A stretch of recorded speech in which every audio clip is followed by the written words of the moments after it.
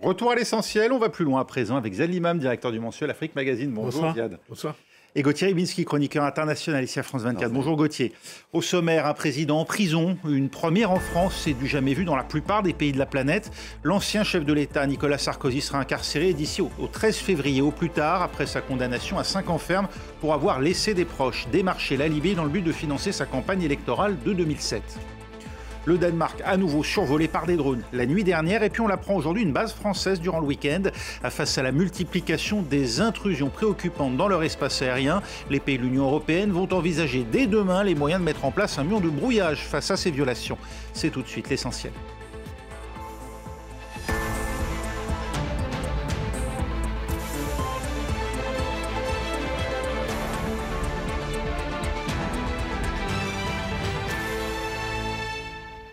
C'est un jugement inédit pour un ancien chef de l'État. Nicolas Sarkozy n'échappera pas à la prison.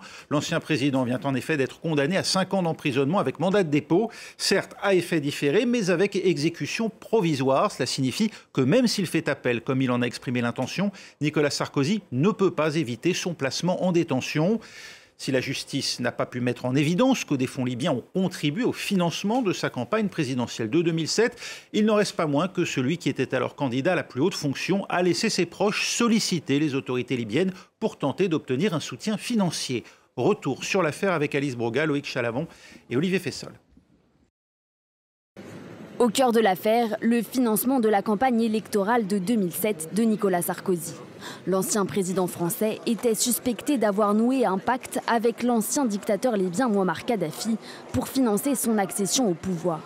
En échange, le président nouvellement élu aurait ensuite participé à la réhabilitation de la Libye sur la scène internationale. Point d'orgue de ce retour en grâce, une visite officielle de 5 jours du guide libyen à Paris et la signature de nombreux contrats. Des liens qui auraient été noués dès fin 2005 et la première visite de Nicolas Sarkozy à Tripoli, officiellement pour discuter de coopération sécuritaire.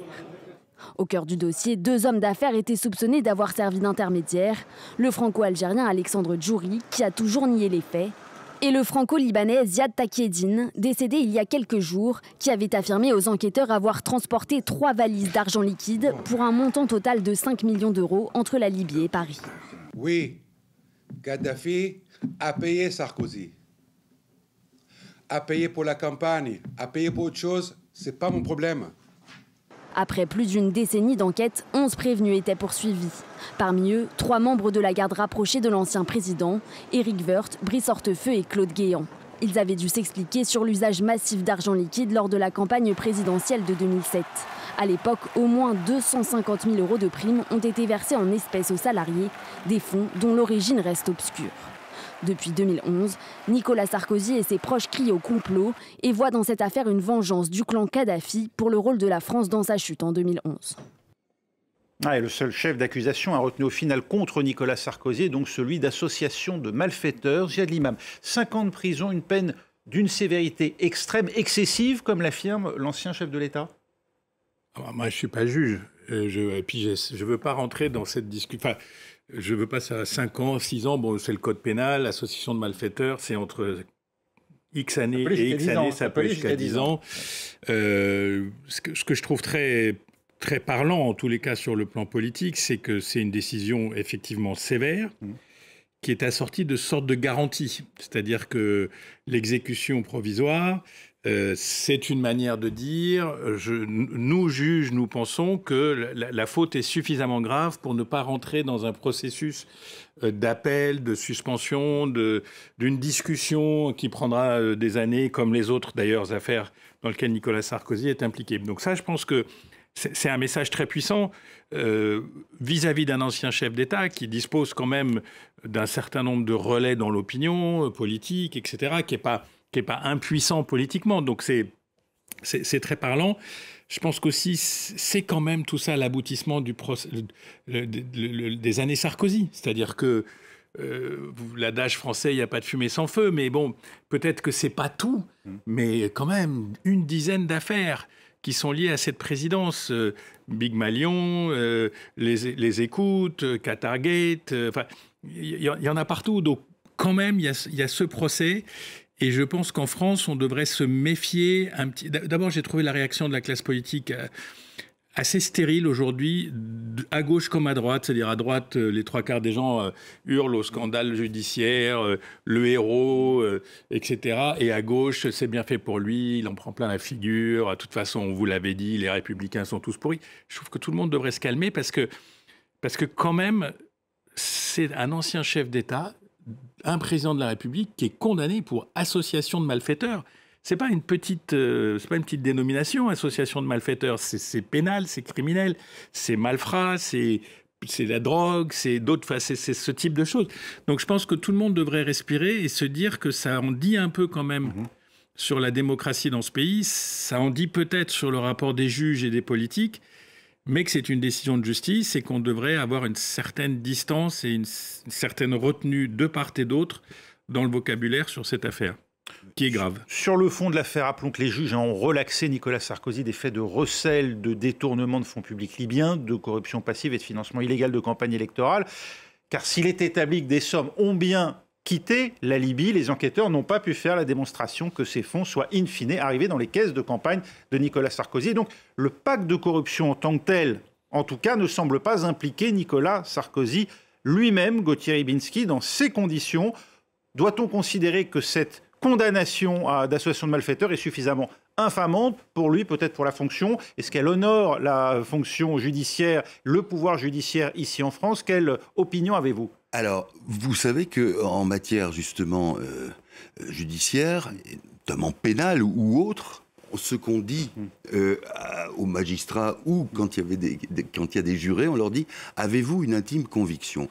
Et la critique que vous faites, c'est-à-dire à savoir qu'il n'y a jamais eu de preuve sur le fait que le compte de Nicolas Sarkozy... Il n'était ni commanditaire ni bénéficiaire d'un pacte de corruption. Voilà. C'est ce qu'établit aujourd'hui la décision de justice. Ce que lui avait dit la présidente, je crois, à l'époque, c'était « il y a un énorme faisceau de présomption qui permet de penser que vous en avez bénéficié. » Et ça, c'est aussi dans les textes, c'est aussi dans la loi en France. Et à partir de là, c'est quelque chose qui a fait, qui a fait florescent, qui a donné une forme de direction non seulement au procès, mais aussi qui a stoppé quelque peu Nicolas Sarkozy dans sa verve, puisqu'il était jusqu'à ce moment-là très volubile en disant c'est cette justice qui est pourrie, je n'y suis pour rien, etc. Et quand on lui a dit attention, il y a ça aussi en droit français, c'est tout à fait entendable, il s'est un peu calmé. Mais par rapport à ce que disait Ziad à l'instant, il y a quelque chose, moi, qui me frappe, mais qui est typique de ce climat actuel.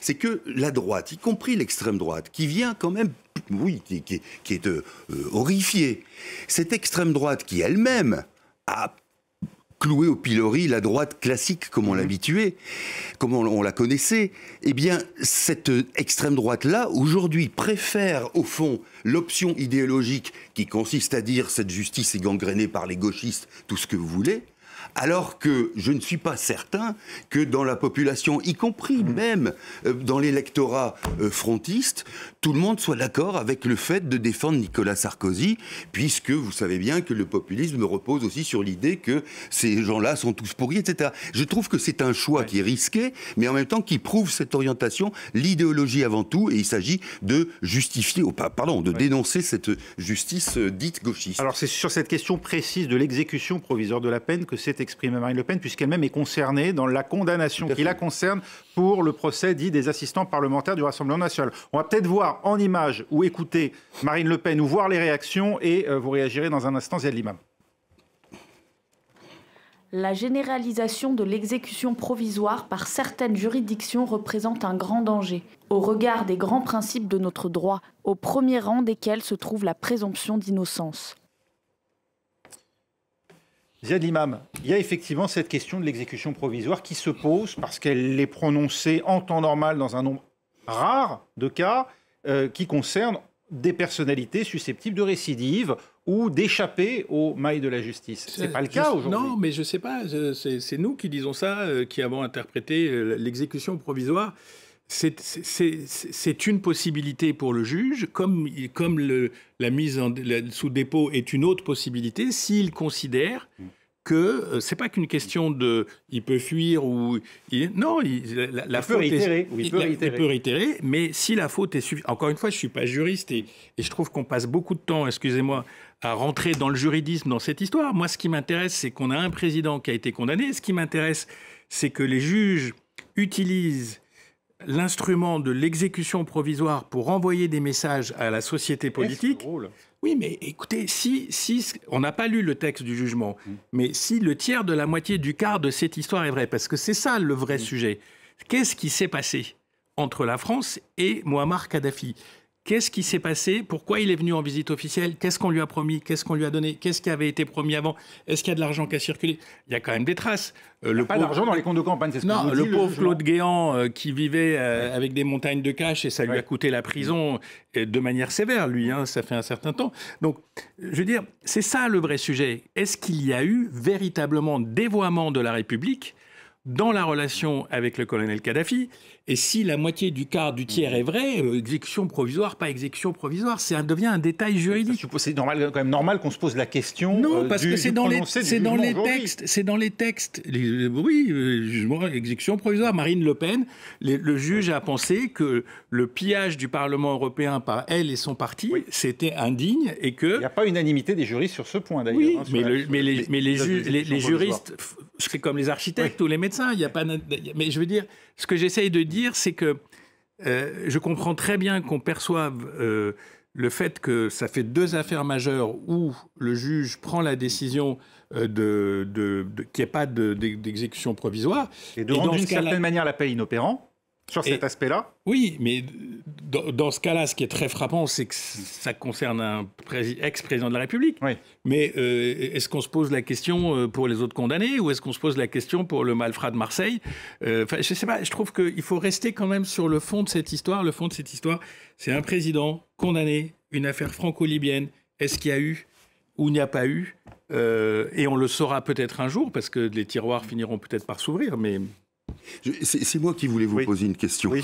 Est-ce que vous trouvez justement qu'il y a empiètement au fond du juge sur un domaine qui est de l'ordre du jugement politique Non, il est légitime de s'interroger sur le fait de rendre applicable immédiatement une peine de prison dans le cas d'un prévenu, ou en l'occurrence d'un condamné, qui décide de faire appel de sa peine. Mais je pense qu'une des clés, ça sera la lecture.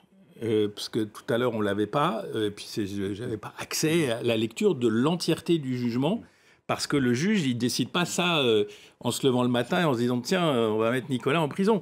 Je pense que c'est justifié, c'est argumenté, c'est peut-être, et c'est sûrement sévère, mais parce qu'on est frappé aussi, parce qu'il s'agit d'un chef d'État et d'un chef de parti, et du patron plus ou moins...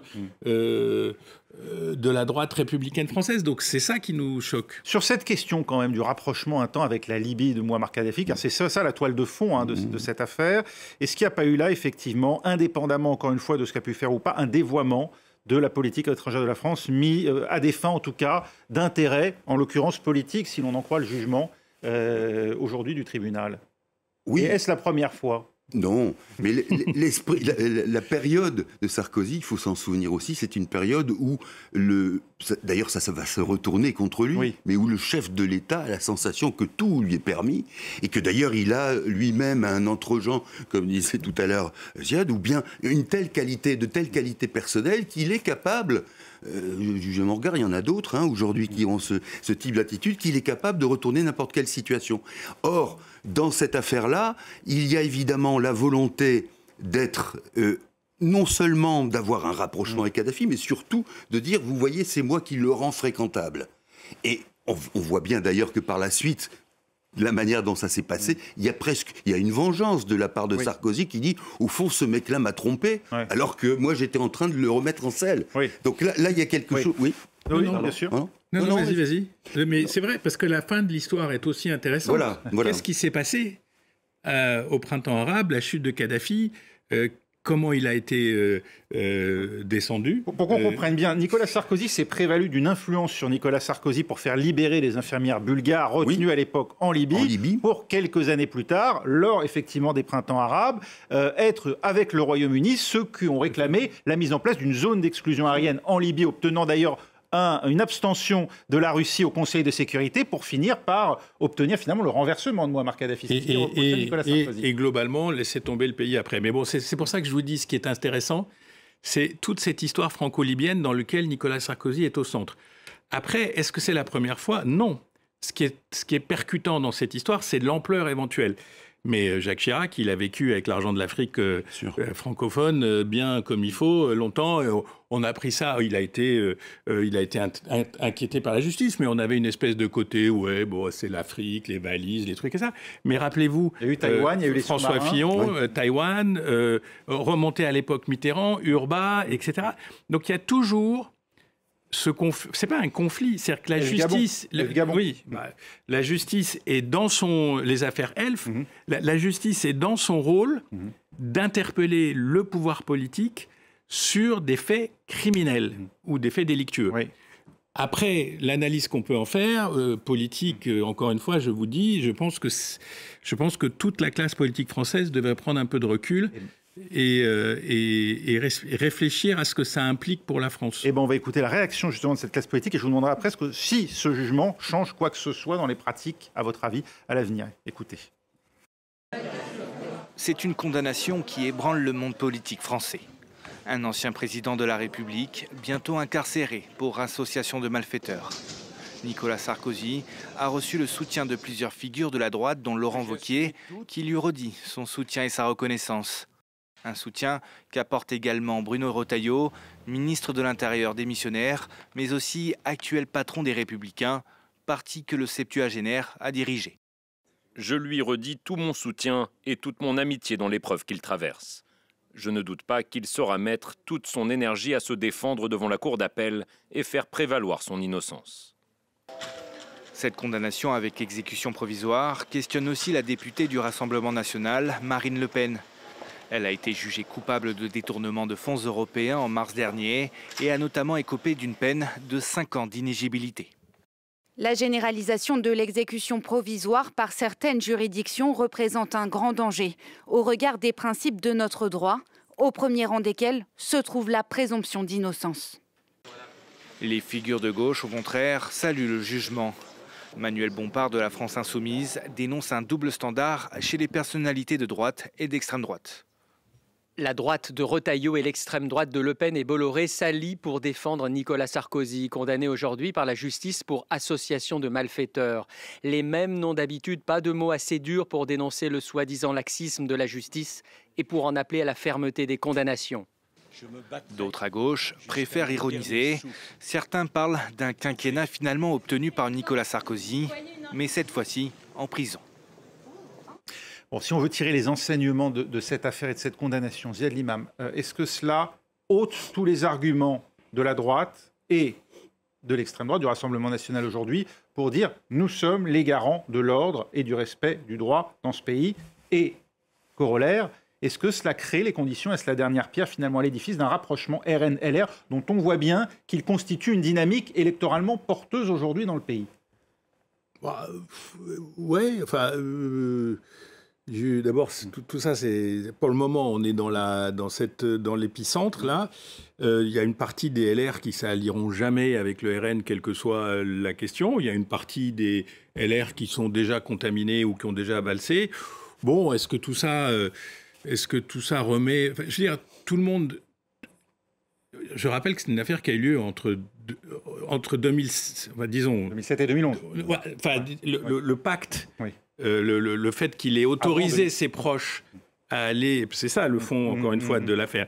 Il ait autorisé certains proches, ça se passe en 2005, 2006, 2007, je ne me rappelle plus. Donc c'est quand même une affaire qui a un certain temps. Est-ce que la droite est la même? On voit bien quand même l'extrême souplesse des communiqués. C'est notre ami, j'espère qu'il arrivera à se défendre. Bon, c'est pas non plus du soutien massif et frontal. Encore une fois, la classe politique... Il faudrait simplifier tous ces débats. La classe politique, il y a des lois, il y a des textes. Soit on rentre dedans, si on sort, et si on se fait choper par la patrouille, c'est comme ça. On peut discuter juridiquement, effectivement, est-ce qu'il fallait pas exécution provisoire, il peut y avoir des arbitrages, il peut y avoir un débat de juristes, mais se faire attraper par la patrouille, et la justice, par nature, il faut se dire qu'elle n'est pas ni gauchiste, ni marxiste, ni droitiste, ni je ne sais pas quoiste. Il faut se dire par nature que c'est la justice. Après, voilà, le monde est imparfait, peut-être. Gauthier, sur voilà, cet argument, en gros, l'ordre républicain, c'est nous. Est-ce qu'aujourd'hui, oui, non, mais ça leur enlève un argument? C'est intéressant parce que Marine Le Pen qui dit l'un des principes de base, c'est la présomption d'innocence. Ce qui est vrai. Ce qui est vrai. Oui. Quelle garantie? Alors là, vous allez me dire que je fais de la prospection à la noix, mais quelle garantie a-t-on à partir du moment où, justement, il y a la dénonciation d'une justice dite gauchiste? Parce que si on dénonce cette chose-là aujourd'hui, ça veut dire qu'on peut tenter de la redresser une fois qu'on est au pouvoir. Et là, la question que vous posiez est importante, parce que justement, qui peut aller dans ce sens-là pour trouver une majorité, pour obtenir le pouvoir? Oui, il y en a. Oui, il y en a. Et y compris même probablement d'ailes de l'échiquier politique français qu'on ne soupçonnerait pas. Donc là, il y a quelque chose qui est fort parce que quand vous dénoncez, mais ça rejoint ce que disait Ziad, quand vous dénoncez la justice, ça veut dire que si vous arrivez au pouvoir, forcément, vous allez vouloir la changer. Et, oui. Et là... C'est ce que faisait Donald Trump aux États-Unis. C'est ce que faisait Donald Trump, exactement. Et alors là, la présomption d'innocence... Ouais. Les pays de l'Union européenne débattront demain pour la première fois d'un mur de défense anti-drone. Il faut dire que le temps presse, alors que les vols se multiplient dans le ciel européen. Dernière en date des aéroports civils et militaires au Danemark, survolés la nuit dernière pour la deuxième fois en l'espace de 4 jours seulement. Écoutez les dirigeants danois, dont la chef du gouvernement, Mette Frederiksen, s'est entretenue avec le chef de l'OTAN, Mark Rutte. Cette opération systématique, menée quasi simultanément sur plusieurs sites, nous laisse à penser que l'auteur ou les auteurs des faits sont professionnels. Il s'agit d'une attaque hybride menée avec plusieurs types de drones. Le but de ce genre d'attaque hybride est de semer la peur, de créer la division et de nous effrayer. Le gouvernement va présenter un projet de loi afin d'augmenter les capacités de destruction des drones. Ah, vous l'avez compris, il s'agissait de 2 membres du gouvernement, pas de la Première ministre. Le président Emmanuel Macron lui a appelé hier sur notre antenne à monter d'un cran dans la réponse à ce qui semble être une provocation russe, d'autant qu'on l'a appris aujourd'hui, des drones ont survolé la base militaire de Montmelon-le-Grand, c'est dans la Marne, dans la nuit de dimanche à lundi, même si aucun élément ne permet d'affirmer à ce stade qu'il s'agit d'ingérence étrangère. Ziad Limam, il faut aller vite maintenant pour essayer de trouver les moyens de parer à ces incursions. Non, parce que la leçon militaire, c'est que pour le moment, on est une passoire. Donc, est-ce que... Bon, mais en même temps, les drones, c'est quelque chose d'extrêmement récent dans les conflits.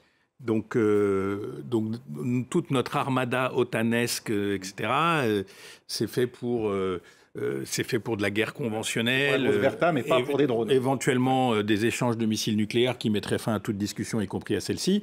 Mais disons qu'il y a forcément un réalignement tactique et stratégique sur cette nouvelle guerre hybride qui est possible.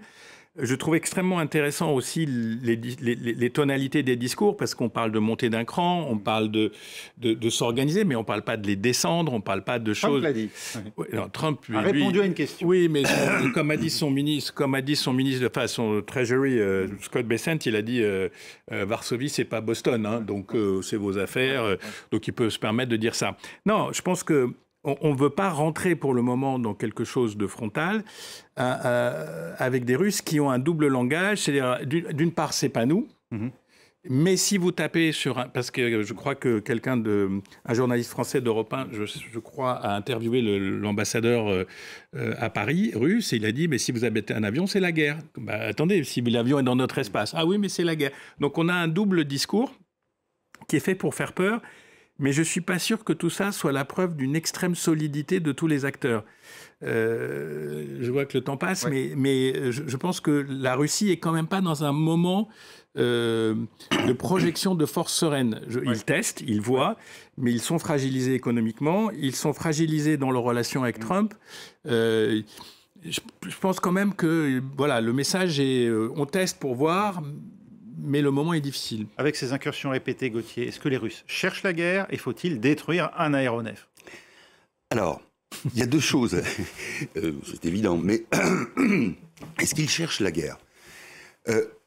je ne veux pas du tout relativiser la situation, mais des affaires, alors par exemple de sous-marins dans les eaux suédoises, ça fait des décennies que ça existe. Bon, il y a régulièrement des alertes, des chasseurs. Bon, là, c'était 12 minutes en Estonie, c'est beaucoup. Ce qui me paraît nouveau, c'est que l'OTAN, justement, décide d'en faire une opération. On en parle, et on communique, et on dit il va falloir monter d'un cran. Alors on est d'accord, hein, on ne sait pas quel cran, mais il va falloir le faire. Et là, il y a peut-être quelque chose qui est aussi une manière de tester les Russes. Souvenez-vous qu'en 2015, la chasse turque a battu un Sukhoi russe, et que là, en la matière, si vous voulez, on a dit que les avions russes avaient coupé leur transpondeur. Ankara, vous coupez le transpondeur pendant 10 secondes, ça y est, le feu est parti. Oui. J'exagère, mais... Et puis ensuite, le soufflet est retombé. Parce que c'était une période de forte tension à l'époque, hein, entre Moscou et Ankara. Avec la question syrienne, avec un certain nombre de choses comme ça. Bon. Est-ce que là, c'est de la même nature? Je ne crois pas. Parce que dans l'esprit de Poutine, c'est quelque chose de beaucoup plus important, l'Europe. Parce que c'est un combat qui lui paraît au-delà des avantages matériels, les terres rares, etc. Non, là, il y a quelque chose qui est d'ailleurs documenté par tout l'environnement idéologique de Poutine, et c'est quelque chose de plus important. Donc, la question est de savoir, est-ce qu'il faut abattre un aéronef? La réponse turque, je vous l'ai donnée, mais je vois par exemple que les Polonais, qui ont toujours été inquiets, d'ailleurs c'est ça qui est intéressant, c'est que cette affaire leur donne un peu raison. Oui. Souvenez-vous, pendant très longtemps, les pays baltes et la Pologne qui marquaient l'attention là-dessus, on leur a dit, écoutez, vos histoires d'anti-russisme, ça va bien, c'est dépassé, etc. Bon, là, ils disent, vous voyez bien. Et donc, même eux sont extrêmement réticents à l'idée d'abattre un avion russe, même s'ils en ont envie. Merci beaucoup Gauthier Rybinski-Ziali. On en reparlera dans un instant avec l'ancien chef d'état-major de l'armée de l'air et ancien commandant suprême allié de la transformation de l'OTAN, le général Jean-Paul Paloméros. D'ici 3 minutes sur l'antenne de France 24, on reviendra aussi bien sûr sur la condamnation de Nicolas Sarkozy à 5 ans de prison.